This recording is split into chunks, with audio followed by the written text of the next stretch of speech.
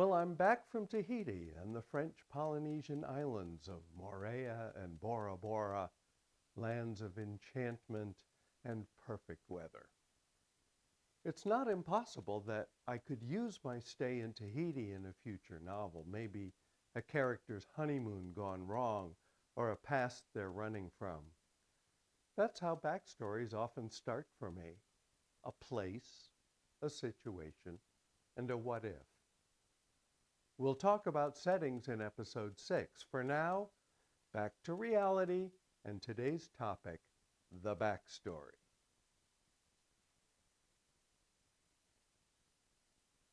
In today's podcast, I want to go over with you how I went about building backstories for some of the characters in my first novel, We Are Not Saints the Priest. I need to warn you, first of all, that I'm going to venture into some detail about how I put that story together. When we peek behind the curtain, you're going to see some of the things that the other characters in the book don't see, and you'll learn some of the secrets that keep the story interesting. Consider this your spoiler alert. If you haven't read The Priest, you might want to skip this episode and go on to episode 6 when it comes out to learn how I approach putting together my locales and settings. Meanwhile, you can order a signed softcover copy of The Priest from my website, hlesbrown.com, or in other editions from Amazon. You can always come back to this episode later. I want to assure all my future readers that I'll always give you this sort of heads up if I'm going to talk about things that could spoil your enjoyment of the stories. For the rest of you, let's move on. I never envisioned my main character, Jared Rohrbach, as a traditional hero. From the beginning, I saw him as a flawed personality, a man with everything our society values: handsome, intelligent, popular, from a wealthy family.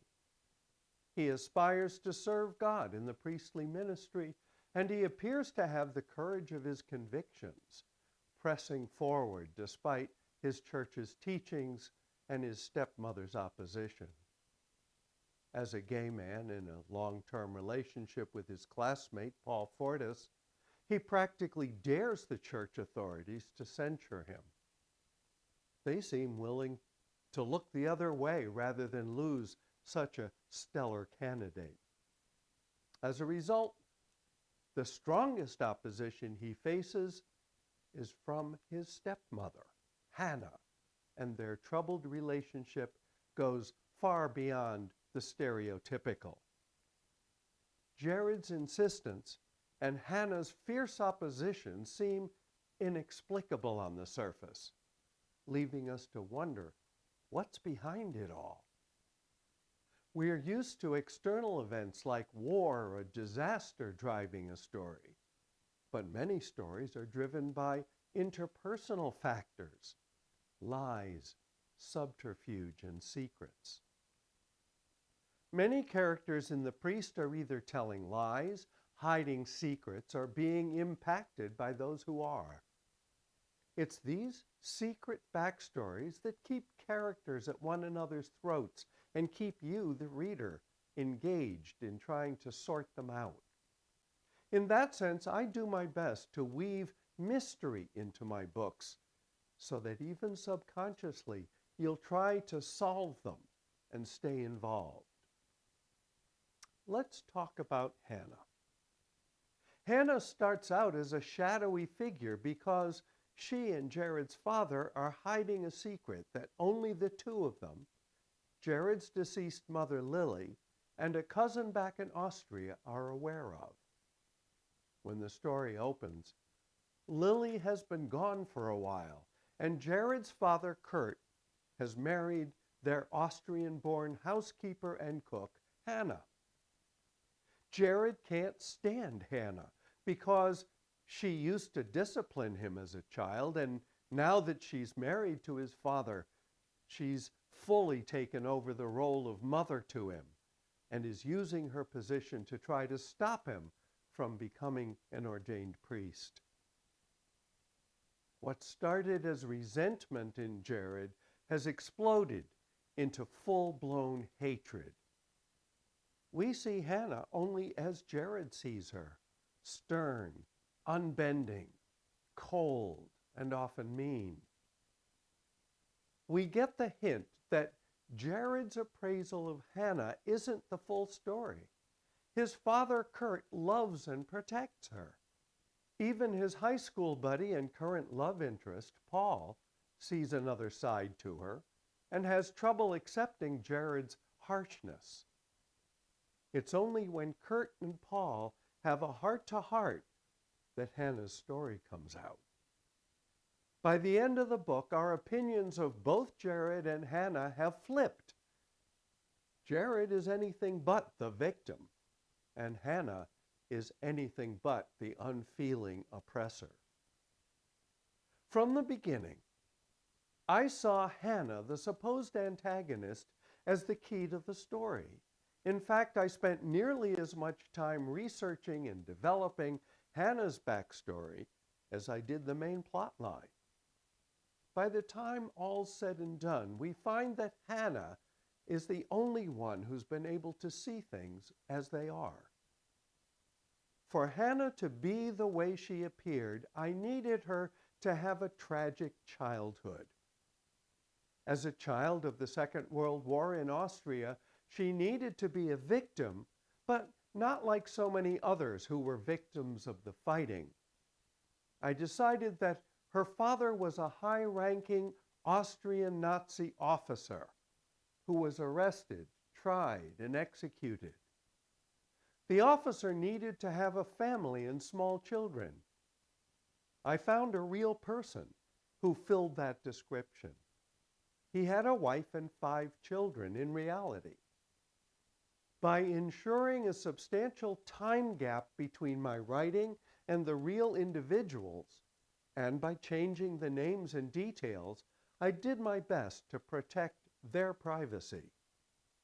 This is fiction, after all, and it's not illegal to use historical figures in fictional stories. In this case, I asked myself what it must have been like for the youngest girl in that family. By basing Hannah's childhood on a real situation with imagined outcomes, her story was anchored in plausibility.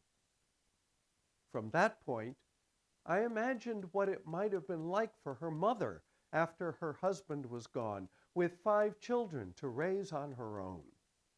What must her prospects have been like? It seemed likely that the little family was thrown into survival mode. So again, it was plausible that her mother would try to find a foster home for her youngest, who required the most care.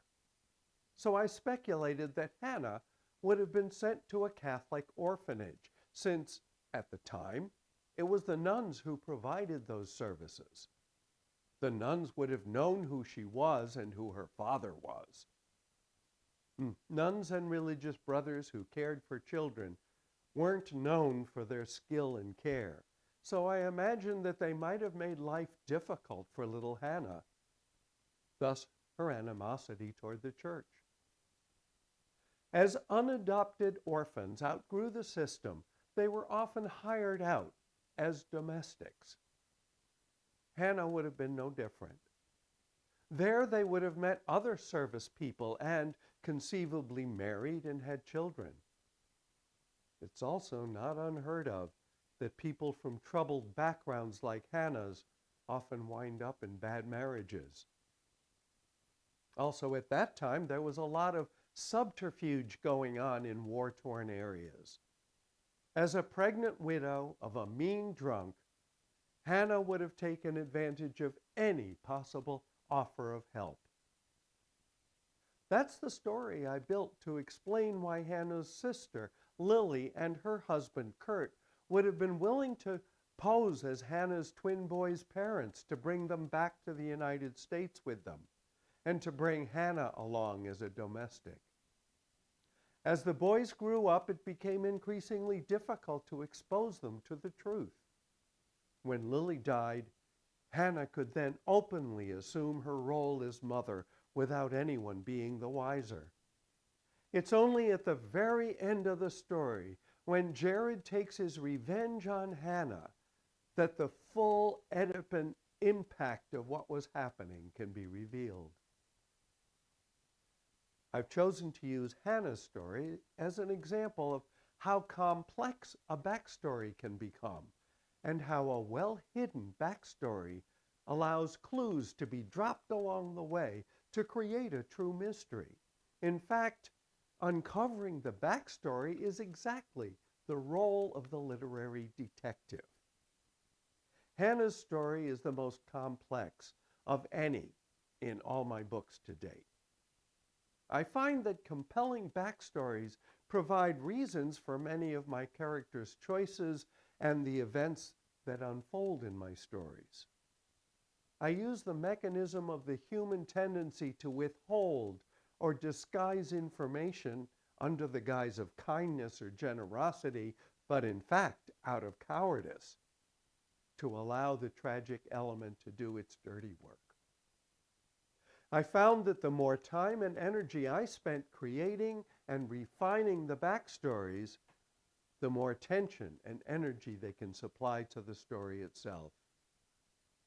So if you're building a backstory for one of your characters, here's what I'd suggest. Find a real historical anchor, a situation, an era, a set of circumstances. Then ask yourself, what would it have been like? Build outward from there, one plausible step at a time. The truth will lend your fiction weight. For our next episode of So You Want to Write a Novel, I'll be talking about how I approached placing my stories in locales and settings. I'll discuss what locales and settings are, how they function in my stories, and some of the rules of thumb I use in selecting them. I hope to see you then. Don't miss any of my future podcasts. Subscribe to my Substack today.